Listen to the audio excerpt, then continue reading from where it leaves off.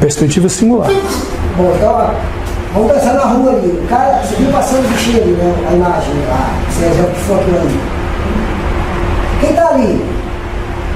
O que ele enxergou, o que ele viveu, ele estava ali. Eu sou. Essa imagem eu estava aqui, eu tenho uma ótica.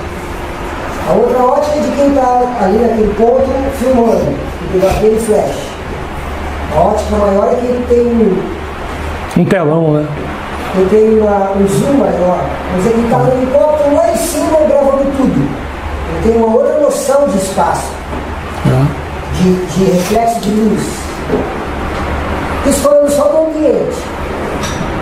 Aí você pega a sociedade que, por exemplo, não tem Bíblia, não conhece Bíblia e também um pouco importa com a Bíblia. Esse tal desse cavaleiro, primeiro que a interpretação do cavaleiro do Apocalipse é uma interpretação. Ou talvez uma superinterpretação. Quem atribuiu isso foi a própria imprensa. Aquilo repercutiu no mundo inteiro. É reconhecido. Claro. Então, a superinterpretação do cavaleiro do Apocalipse. Isso é que é muito interessante, porque a própria imprensa secular atribuiu isso ao fenômeno. Então veja que cada um vai olhar para aquela imagem a partir da sua perspectiva singular. Justamente. Como não tem conciliação. Perspectiva singular não é individual, não. Sensos comuns. Óticas comuns. Cosmovisão, né? Isso. Alguns jamais vão dar nome aqui como Cavaleiro do Apocalipse, porque sequer na sua leitura de mundo existe o Cavaleiro do Apocalipse. Né?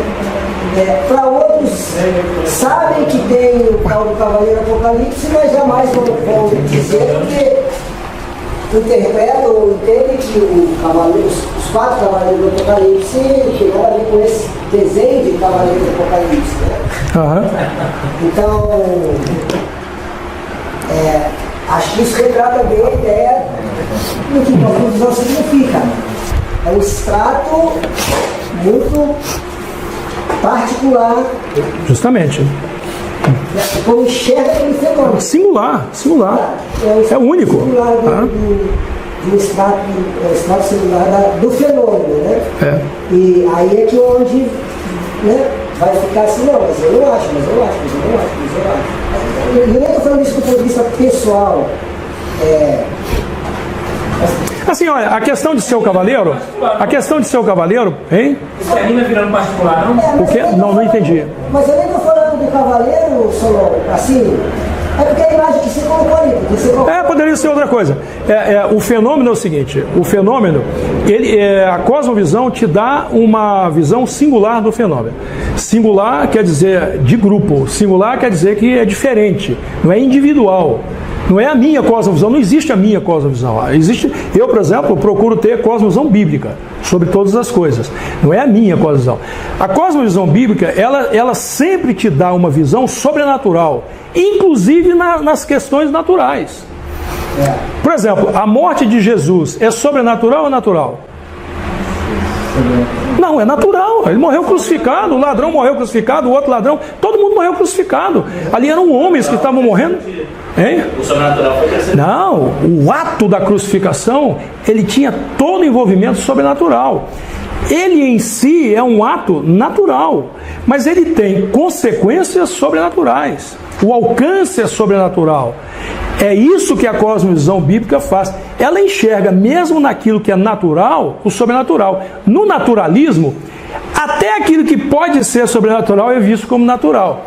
Inclusive o preparo que se faz hoje, com filmes, etc., para o arrebatamento da igreja, qual que é? O preparo que se faz para a sociedade de uma maneira geral, sobre o arrebatamento, qual que é? As dores? Não, qual é o preparo? Existe um preparo para a sociedade hoje. Se você observar os filmes, tudo que está acontecendo, há um preparo. E o preparo qual é? É que vamos ser abduzidos pelo disco voador. Quando houver o arrebatamento, foi disso que andou. Né? Então, estamos sendo preparados, né, para considerar o horrível como uma coisa boa. É por isso que as bruxas hoje são bonitas, os bruxos são bonitos, né? Já não tem mais aquela bruxa com a verruga na ponta do nariz. As bruxas hoje são lindas, todo mundo quer casar com as bruxas, né? Então, há um preparo para a sociedade. Tem um desenho animado que o herói chama Satã. O herói é Satã. Passa na televisão, né? E você tem esses negócios de zumbi aí, né? Walking Dead, esses negócios todos, né? É um preparo para a sociedade, né? Para você se acostumar. Essa é uma visão, né, que eu faço de cosmovisão bíblica. Mas se você perguntar a um diretor de cinema, vai falar, esse cara é louco, não tem nada a ver com isso, né? Eu estava vendo aqui o site desse vídeo aí, curiosidade mesmo. Daí diz lá o pessoal, o cara que fala, aquele site que o professor falou da farsa, ele fala que foi uma farsa, ele explica, pelo fato de que não tinha por exemplo, a repórter não viu nada, quem estava ali não viu nada, que eles só conseguiram ver isso através da câmera. Aí isso é verdade. Não, Daí depois ele fala ainda por baixo, ele meio que se contradiz quando ele fala. Ele fala assim que no Apocalipse fala que tem o cavalo amarelo, o cavalo da morte, então ele se contradiz no que ele falou. No começo falou que não tinha nada a ver e no final falou. Na verdade, assim, é lógico que ninguém viu aquele cavalo, quem estava lá no meio do bolo, ninguém viu. Aquilo é uma distorção natural da câmera por causa do fogo. O cara tem explicação, né? Eu não discuto com explicação científica. Eu estou dizendo o seguinte, que eu achei muito interessante, é muito intrigante, que isso tenha acontecido no Egito. Agora eu já tenho muitos anos que eu não vejo, é raro eu ver a televisão aberta, sabe? É muito raro. Mas quando eu mudei para São Paulo, eu via bastante o da Atena, né? Eu cansei de ver nego incendiando ônibus lá em São Paulo, né? Aquilo era comum, agora diminuiu um pouco, eu acho, não sei, né? Mas era direto, sabe? Incendiando ônibus, né? E aí os caras ficavam filmando, do helicóptero, tudo, filmando os ônibus incendiados. É mais ou menos uma situação como aquela ali, né? Eu nunca vi aparecer um rato, um gato, um cachorro, muito menos um cavalo do Apocalipse, entendeu? Então, assim, eu fiquei muito intrigado, sabe? Quando surge no meio do Egito um cavaleiro da cor do cavalo. Também que fala da morte também. Justamente. Pessoal em conflito, gente morrendo, cadáver sendo arrastado, bomba para lá. E aí não surge um camelo, não surge um elefante. Surge uma figura de um cavalo e da cor do cavaleiro da morte. Agora, eu vou discutir se aquilo é um fenômeno físico, químico, sei lá. Para que eu vou entrar nisso, né? Eu acho interessante que aquilo tenha acontecido, né? Eu achei interessante, assim, já apresentei esse vídeo para pessoas que não são crentes e disse a elas, né, sobre a explicação do fenômeno, né? E as pessoas ficaram tocadas. Sabe, ficaram, poxa, mas então isso é impressionante e tal. Expliquei, olha, isso aí realmente pode acontecer, uma distorção e tal. Pessoas que não eram crentes, né? E elas ficaram... Então, assim, buscar no fenômeno natural uma possibilidade de defesa da fé é uma coisa muito interessante, né? Nós não podemos perder essa oportunidade. Deixar de enxergar o sobrenatural porque tem uma explicação natural, meu amigo, eles dão explicação até para a transformação da água em vinho. E depois o mesmo cara fala assim, embora Jesus provavelmente nem tenha existido. Então para que ele se dá o trabalho de ficar explicando então o milagre de uma pessoa que ele acha que nem existiu, né? Mas eles te explicam qualquer coisa, né? Para tudo eles falam que tem uma explicação científica, né? Então pode jogar a Bíblia fora. Se a sua visão ela vai se adequando ao discurso científico, naturalista, é teologia liberal. Nós vamos para as cordas de novo. Aí vamos ter uma vida secularizada. E a religião é apenas um fenômeno cultural. Só isso, nada. Né? Então a cosmovisão, ela te dá essa capacidade de enxergar as coisas de uma forma diferente, né? De uma forma diferente. Mas sem querer, não precisa brigar com a ciência, não precisa discutir com a ciência, tá? Só assim, é aquela coisa que o próprio cara fala lá, né? Mas apesar do que, no livro do Apocalipse, o cavalo é dessa cor mesmo e tal. como se estivesse fazendo uma meia-culpa, né? Não sei o que é, um dos dois é. Bom, vamos lá, né? Então aqui nós temos um Dalit, né? Você poderia olhar uma pessoa dessa na rua e falar que é apenas um pobre, mais um miserável lá na Índia. Na verdade, é uma filosofia de vida, né? Isso é cosmovisão. Cosmovisão é uma filosofia de vida. A cosmovisão bíblica nos impõe uma filosofia de vida, né? Uma maneira de ser, uma maneira de existir. Então ela é um conjunto de crenças que nos capacita a interpretar a vida. Então a nossa interpretação da vida no dia a dia, né? A cosmovisão tem que servir para isso. Para que eu possa interpretar o que está acontecendo na escola, tá? O tipo de ensinamento que está sendo feito lá para o meu filho. Eu lembro que eu coloquei o meu filho numa escola lá perto de casa, o Osíris, o Osíris da Jocum. E o Osíris era muito novinho, né? E era uma escola infantil da Assembleia de Deus. Hein? Uma escola cristã, né? Aí eu falei, deixar o Osíris lá e tal. A Beatriz começou a observar lá os exercícios dele. A Beatriz é pedagoga, né? Mas falou assim, esse negócio aqui está errado. Eu falei, esses exercícios aqui, esses negócios aqui de pintar, coisa ainda de criança, né? Eu falei, isso aqui está errado. Tem uma coisa errada. Porque ela estava olhando para aquilo não como pedagoga, mas como cristã. Rapaz, não deu outra. Aí eu falei, vamos lá conversar com a diretora. E aí fomos lá conversar com ela. Aí eu perguntei a ela, escuta, quem é a irmã que está dando aula lá na sala do Osíris?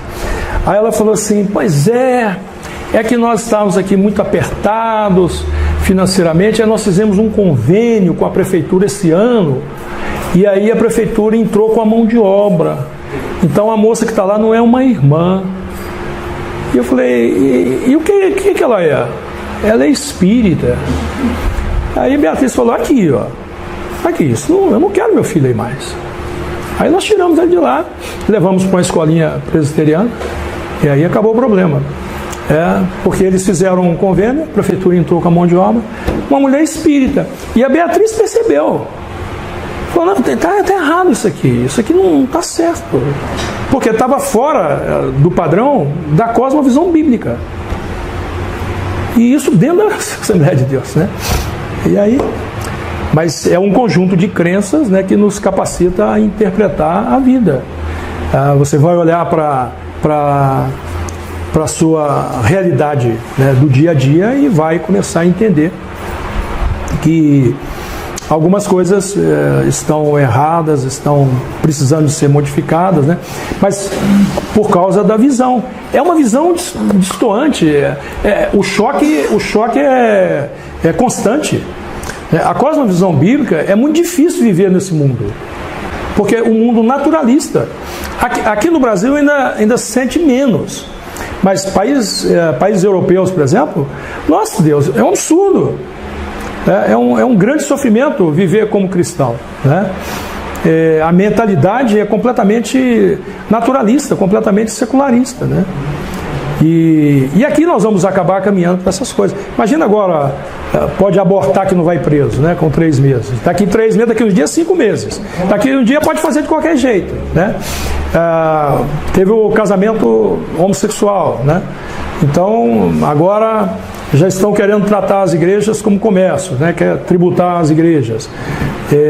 Ou seja, isso é uma visão naturalista. Não, a igreja não é nada, não é um comércio. É um negócio qualquer, tem que pagar tributo, né? Toda essa visão, né, naturalista, ela tem que ser combatida pela visão bíblica, pela cosmovisão bíblica, né? Com argumentos que eles entendam. Tá? Pois não? Mas eu tenho que comentar eu acho que falando do Brasil, o primeiro grande equívoco que existe, isso é claro, é um equívoco grande e é claro, é que se traduz cosmovisão bíblica, se chama cosmovisão bíblica, mas o que se tem, na verdade, é cosmovisão do ponto de vista da religião evangélica. Os crentes, nós os crentes, os cristãos. O cristianismo, de certa forma, bem nominal, inclusive dentro do meio do povo evangélico. Então, Aí já tem beleza. O IBGE já identificou na última pesquisa evangélicos nominais, que é o evangélico que ele declara que é evangélico, mas ele não tem atividade, ele vai eventualmente, não são os desigrejados, não. São aqueles que vão eventualmente. Muita gente acha que enxerga o mundo da perspectiva bíblica, não enxerga. Eles enxergam do ponto de vista da religião, da igreja, da doutrina, do dogma de vida, que em alguns casos está longe de ser bíblico. Segundo, melhorando um pouquinho essa classe, dando essa entrada, conhecimento bíblico é muito raso, na sua grande maioria. Tira suas restrições, conhecimento da Bíblia é muito pouco, leitura de Bíblia é muito pouco no Brasil. Terceiro, interpretação bíblica aí, então, é uma desgraça, sim. É uma dificuldade enorme. Então a gente tem gente que se imagina ver segundo a Bíblia, mas não, ver segundo a sua religião, aquilo que recebeu da sua herança religiosa.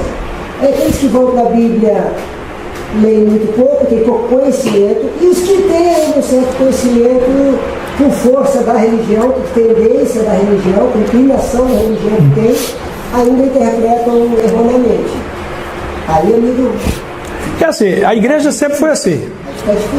Isso é a história da igreja, tá? Se você ler a história da igreja, a igreja sempre foi assim. Sempre, desde os apóstolos, a igreja sempre foi assim. Se nós tivermos, por exemplo, 20% dos crentes atuais, que daria mais ou menos 10 milhões, e tivesse uma cosmovisão bíblica forte, já faria uma grande diferença, né? O problema é que, muitas vezes, né, embora se esforcem, eles não têm ferramentas. Por quê? Ensina-se muito mais religiosidade, e aqui muito sincrética, muito animismo entra dentro da igreja, é uma pena. Mas se a minoria fizesse por onde cumprir uma cosmovisão bíblica, já faria uma grande diferença. Vamos encerrar aqui rapidinho. Aqui é só para um resumo do que vimos até agora, né? Então, a cosmovisão ela é particular, ela é de grupo e ela é segmentada, tá? Então, quando digo singular é nesse aspecto. Ela é única porque ela é particular, ela é de grupo e ela é segmentada.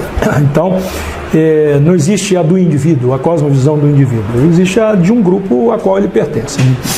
Ela explica de forma diferente o mesmo fenômeno. Então, dependendo da cosmovisão, você vai ver o fenômeno de um jeito e o outro vai ver de outra maneira, né? Hoje nós temos uma cosmovisão bíblica atrapalhada, vamos dizer assim, justamente por causa dessas coisas que o Ed falou. Então, a perspectiva do fenômeno acaba sendo também multifacetada dentro do próprio Evangelho.